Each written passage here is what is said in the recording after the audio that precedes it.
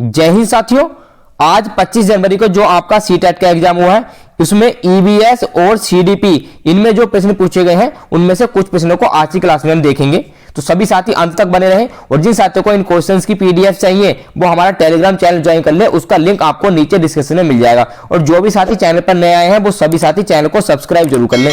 तो साथियों शुरू करते हैं आज की क्लास और देखते हैं अपना पहला प्रश्न जो आज आपके एग्जाम में पूछा गया है। तो ईवीएस से संबंधित हमारा पहला प्रश्न, राजाजी नेशनल पार्क कहां पर स्थित है? तो ये आपका प्रश्न पूछा गया है आज। उत्तर प्रदेश, राजस्थान, उत्तराखंड या फिर पश्चिम बंगाल? तो राजाजी नेशनल पार्क उत्तराखंड राज्य में स्थित है। ऑप्शन नंबर 3 इसके लिए सही आंसर होगा।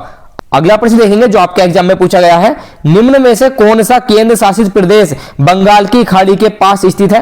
तो अभी तक आपसे अरब सागर और बंगाल की खाड़ी के स्थित प्रदेश पूछे गए थे। आज आपसे पूछा गया केंद्र शासित प्रदेश जो बंगाल की खाड़ी के नजदीक है। ऑप्शंस देखते हैं, अंडमान निकोबार द्वीप समूह, लक्षद्वीप, दमन और दीव या फिर पांडिचेरी।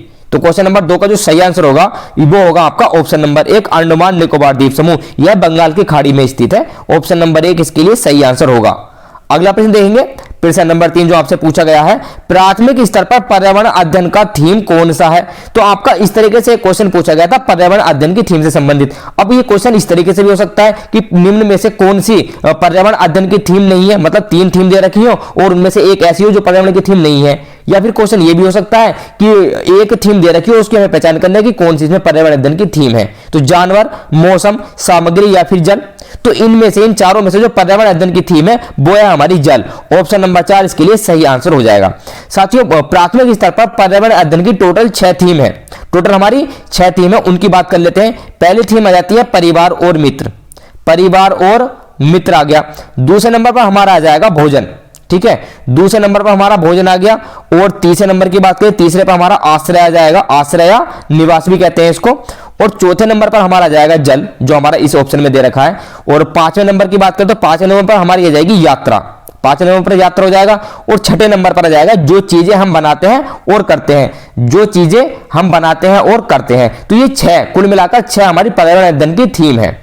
अगला प्रश्न देखेंगे, प्रश्न नंबर 4 ये रहा आपकी स्क्रीन पर, भारत में जारवा जनजाति कहां पाई जाती है? तो जारवा जनजाति पूछी गई है आपसे, असम, मेघालय, अंडमान निकोबार द्वीप समूह या फिर सिक्किम? तो जो जारवा जनजाति होती है यह अंडमान निकोबार द्वीप समूह में पाई जाती है। तो ऑप्शन नंबर 3 इसके लिए सही आंसर हो जाएगा।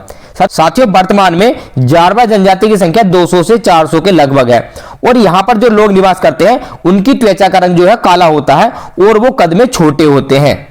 अगला प्रश्न देखेंगे, प्रश्न नंबर 5 जो आपके एग्जाम में पूछा गया है, वन्य जीव संरक्षण अधिनियम कब शुरू किया गया? 1975, 1972, 1980 या फिर 1992? तो जो वन्य जीव संरक्षण अधिनियम है यह 1972 में शुरू किया गया है। ऑप्शन नंबर 2 इसके लिए सही आंसर हो जाएगा। तो आज के एग्जाम के लेवल की बात करें तो जैसा कि बच्चों से रिव्यू मिल रहा है आपका सीडीपी और मैथ ये दोनों बहुत ही आसान थे, बहुत ही आसान क्वेश्चन आए थे सीडीपी में और मैथ में भी। अगर हार्ड के लेवल की बात करें, हार्ड क्या आया था तो आपकी संस्कृत और ईबीएस, संस्कृत और ईबीएस आपके हल्के से हार्ड आए थे। अगला प्रश्न देखेंगे, प्रश्न नंबर 6 है मिलान कीजिए। तो आपका एक क्वेश्चन इस तरीके से आया था, घरों से संबंधित था और शायद उसमें मिलान करना था कि राजस्थान में किस प्रकार के घर पाए जाते हैं, लेह लद्दाख में किस प्रकार के घर पाए जाते हैं और असम में किस प्रकार के, मनाली में किस प्रकार के। तो ऐसा ही एक क्वेश्चन था। तो देखेंगे राजस्थान में जो है ग्रामीण कटीली झाड़ियों की छतों के साथ मिट्टी के घरों में रहते हैं और लेह लद्दाख में 2 मंजिल के घर पत्थरों से बने होते हैं। भूतल जो होता है इनका वो जानवरों के लिए और आवश्यक चीजों के भंडारण के लिए होता है। असम में पाए जाने वाले घर जो होते हैं ये मजबूत बांस के खंभों जो जमीन से लगभग 10 से 12 फीट ऊपर होते हैं उन पर लकड़ी से बनाए जाते हैं। और मनाली में जो घर होते हैं वो पत्थर और लकड़ी से बने होते हैं। तो ये थे इनका सही मिलान जो भी आपका होगा। अगला प्रश्न देखेंगे, प्रश्न नंबर 7 जो आपसे पूछा गया है यह सीडीपी से संबंधित क्वेश्चन है। इसमें पूछा गया था कि भाषा किस प्रकार की व्यवस्था है। तो मैं आपको बता दूं कि कुछ प्रश्न आपके रिपीट हो रहे हैं, ईबीएस में भी रिपीट हुआ है, ईबीएस में आपके प्रश्न रिपीट हो रहे हैं और आपके सीडीपी में भी रिपीट हो रहे हैं प्रश्न। तो आपसे प्रश्न पूछा गया था भाषा किस प्रकार की व्यवस्था है? तो भाषा एक नियमबद्ध व्यवस्था है। अगला प्रश्न देखेंगे, प्रश्न नंबर 8 भाषा अर्जन और अधिगम क्या होता है? तो यह पूछा गया था कि भाषा अर्जन और अधिगम क्या होता है। भाषा से हमारे लगभग 4 से 5 प्रश्न पूछे गए थे भाषा से ही।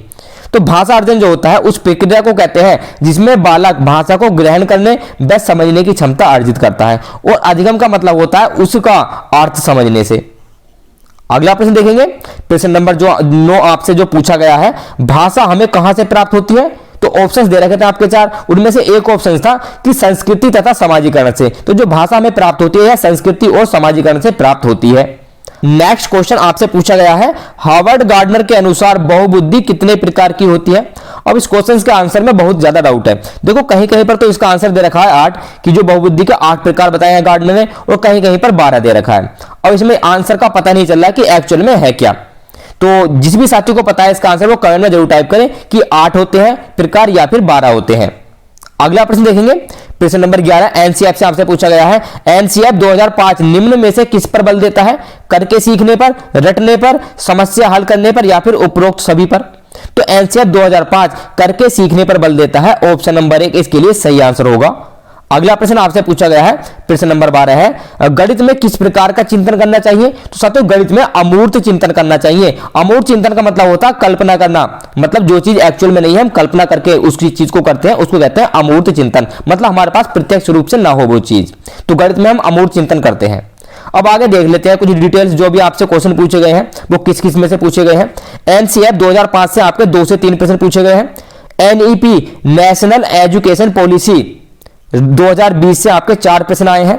बैन हिले के स्तर से संबंधित एक प्रश्न आपसे पूछा गया था। कोहलबर्ग से आपके प्रश्न पूछे गए हैं। जीन प्याजे से 4 से 5 प्रश्न पूछे गए हैं। हार्वर्ड गार्डनर से आपके 3 से 4 प्रश्न पूछे गए हैं। एक प्रश्न आपका गोलकुंडा से संबंधित है, मैप वाला प्रश्न जो आपके पिछले एग्जाम में भी पूछा गया सीटेट के। ये प्रश्न आपका रिपीट हुआ, गोलकुंडा वाला जो मैप से संबंधित प्रश्न था जिसमें 1 सेंटीमीटर कुछ ऐसी वैल्यू दे रखी थी। आगे एक प्रश्न आपका दुर्लभ प्रजातियों से संबंधित था। गिलहरी से संबंधित भी आपका एक प्रश्न पूछा गया था। आगे देखते हैं, एक प्रश्न आपका सांपों से संबंधित था, शायद सांपों के अध्ययन के बारे में पूछा गया था। तो ये थे हमारी आज की 25 जनवरी का एनालिसिस। तो जो भी साथी अंत तक बने रहे उनका बहुत बहुत धन्यवाद, और वीडियो को लाइक जरूर कर दे सभी साथी। तो हम आपसे फिर मिलते हैं अगली क्लास में। जय हिंद।